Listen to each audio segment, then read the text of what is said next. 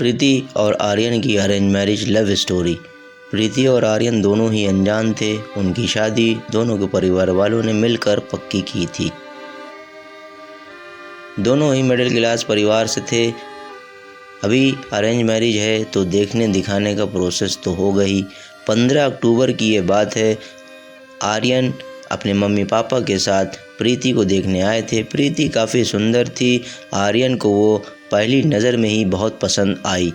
उसने प्रीति को रिश्ते के लिए हाँ कह दी और प्रीति से पूछा, तुम्हारा क्या इरादा है, क्योंकि तुम्हारा इरादा ज़्यादा ज़रूरी है। प्रीति ने भी तुरंत हाँ कर दी। दोनों की शादी की तारीख पक्की हो गई। बहुत धूम धड़ाके के साथ शादी हुई। उनकी शादी आर्यन के घर पर ही हुई।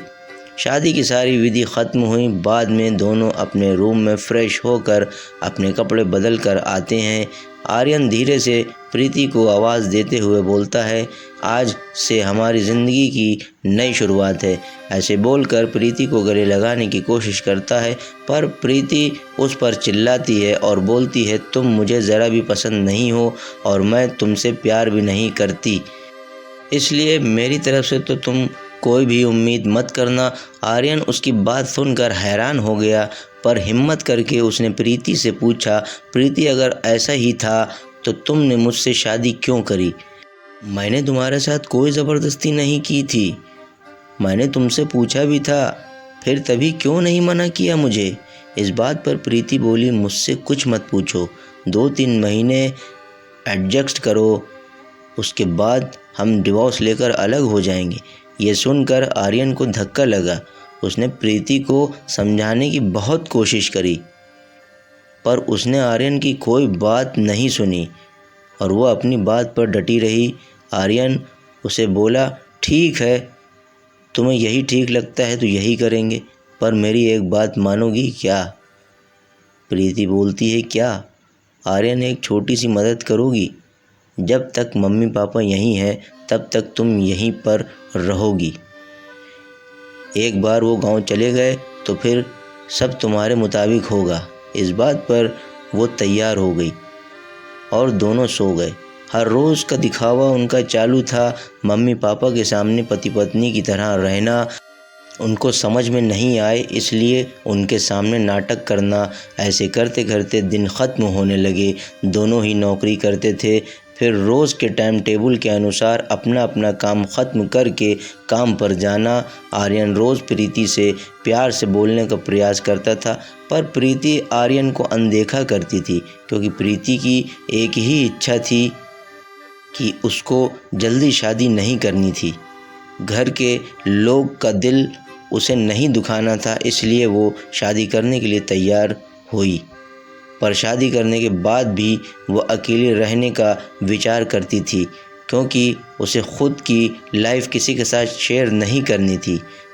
जैसे तैसे बस दिन काट रही थी। आर्यन मात्र उसे हमेशा अपनी पत्नी का दर्जा देने का प्रयास करता था, पर प्रीति कभी भी आर्यन को पति का दर्जा नहीं देती थी। एक दिन प्रीति सीढ़ियों से नीचे उतर रही थी कि अचानक उसका पैर फिसला और वो नीचे गिर गई। उसका पैर फ्रैक्चर हो गया। आर्यन तुरंत उसे डॉक्टर के पास लेकर गया, उसका इलाज कराया। डॉक्टर ने कहा, पैर पर ज़रा सा भी ज़ोर नहीं देना है। उसकी काफ़ी देखभाल करने के लिए डॉक्टर ने कहा। फिर क्या, आर्यन उसका बहुत ख्याल रखने लगा। हर रोज़ उसके पैर की मालिश करता था। उसका पैर फ्रैक्चर होने के कारण उससे ठीक से खड़ा भी नहीं हुआ जा रहा था। घर के काम और खाने की जिम्मेदारी आर्यन पर आ गई थी, पर आर्यन को तो पहले से ही ये सब की आदत थी, इस वजह से उसे कोई दिक्कत नहीं थी। आर्यन रोज़ खाना खुद ही बनाया करता था और उसके मम्मी पापा भी थोड़ा घर के काम में मदद करते थे। रोज़ काम पर जाने से पहले प्रीति के लिए नाश्ता और खाना बनाकर खुद के हाथों से उसे नाश्ता खिलाता और फिर काम पर जाता था। टाइम पर उसे फ़ोन करके दवाई लेने के लिए याद दिलाता था। काम पर आने के बाद सबसे पहले उसके पैरों की मालिश करता था, उसे थोड़ा चलने के लिए मदद करता था। कोई भी काम हो उसके लिए दिल से करता था। फिर भी प्रीति आर्यन को प्यार से नहीं बुलाती थी। उसका मन आर्यन को स्वीकारने के लिए तैयार ही नहीं था। एक दिन प्रीति को देखने के लिए उसकी सहेली राधिका आई। उनकी बातचीत चालू थी। तब आर्यन दोनों के लिए नाश्ता बनाकर लाया। फिर वो प्रीति से बोला, मैं ज़रा मार्केट से होकर आता हूँ, थोड़ा सामान लाना है। तुम दोनों को कुछ और चाहिए हो तो बता दो। प्रीति बोलती है, नहीं अभी कुछ नहीं चाहिए, तुम जा कर आओ। प्रीति की सहेली राधिका को आर्यन को ऐसे नाश्ता लाते देखकर धक्का लगा। उसने प्रीति से पूछा, प्रीति क्या घर के सब काम तुम्हारा पति ही करता है? मेरा पैर फ्रैक्चर होने के बाद से घर के सब काम आर्यन ही करते हैं। राधिका प्रीति से बोलती है कि तुम बहुत खुशनसीब हो जो तुम्हें इतना प्यार करने वाला पति मिला। प्रीति बोली, इसमें इतना खुशनसीबी होने जैसा क्या है? राधिका बोली, अरे मेरा पति मुझे पूछता तक नहीं है कि कैसी हो तुम, खाना खाया कि नहीं। अरे मेरे पति ने आज तक कभी मुझे चाय तक नहीं पिलाई। मुझे भी लगता था कि मेरा पति मेरा ख्याल रखे, ज़्यादा कुछ नहीं, पर प्यार भरे शब्द ही बोले तो बहुत होता मेरे लिए। बहुत इच्छा होती है यार, पर इसके बजाय मुझे हमेशा निराशा ही मिली। बहुत दिल दुखता है मेरा यार। ये सब सुनकर प्रीति विचारों में डूब गई। उसके दिल में आर्यन के लिए प्यार जागने लगा। आर्यन का प्यार उसकी आंखों के सामने आने लगा। वो उस पर जान छिड़कता है, ये उसे समझ में आने लगा। धीरे धीरे प्रीति को भी आर्यन से प्यार होने लगा था। वो उस पर विश्वास करने लगी थी। आर्यन के दिल में मात्र एक ही डर था कि मम्मी पापा गांव गए तो हमारा डिवोर्स हो जाएगा, प्रीति मुझे छोड़कर चली जाएगी और समाज में मेरी इज्जत कम हो जाएगी। तभी मम्मी पापा आर्यन को बोलते हैं, अभी हमें गांव जाना चाहिए, थोड़ा दिन रहकर खेती वगैरह करके आते हैं। आर्यन उनको जाने नहीं देना चाहता था और उनको डिवोर्स के बारे में बता भी नहीं सकता था।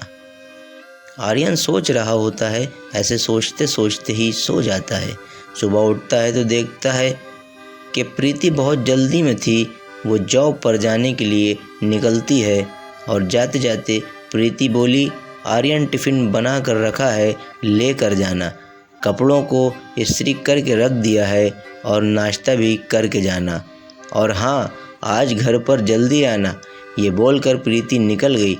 आर्यन मन ही मन सोचने लगा, जिसने आज तक एक गिलास पानी नहीं दिया, आज अचानक ऐसा उसने इतना सब कैसे किया। आर्यन का मन बहुत शांत हो गया। वो भी सब काम करके ऑफिस के लिए निकल गया। उसके मन में बस इतना ही चल रहा था कि आज हमें डिवोर्स के बारे में बोलना है। शाम का वक्त होता है। प्रीति के कहे अनुसार आर्यन जल्दी घर आता है। प्रीति ने खाना बनाकर सब काम निपटा कर रखे थी। घर पर आते ही उसे चाय देती है। ये सब आर्यन के लिए नई बात थी। चाय पीते पीते आर्यन धीरे से प्रीति को पूछता है, प्रीति तुम ठीक हो ना? तुमने निर्णय तो लिया ही होगा ना, मुझे छोड़कर जाने वाली हो, इसलिए ये सब कर रही हो ना? इस पर प्रीति बोलती है, मैंने अपना फैसला ले लिया है और मैं कहीं पर भी नहीं जा रही हूँ। मेरी पूरी ज़िंदगी मैं तुम्हारे साथ जीना चाहती हूँ। और आकर आर्यन को गले लगा लेती है। वो बोलती है, मैं तुम्हें छोड़कर कहीं नहीं जाऊंगी। मैं तुमसे बहुत प्यार करने लगी हूँ और अभी ये हमारा रिश्ता कोई भी नहीं तोड़ सकता।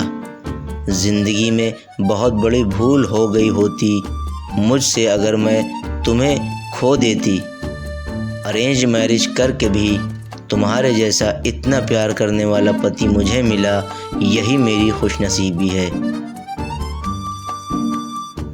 उम्मीद है आपको ये कहानी पसंद आएगी। इसी तरीके की और मज़ेदार कहानियों को सुनने के लिए चैनल को सब्सक्राइब करें और वीडियो को लाइक करें।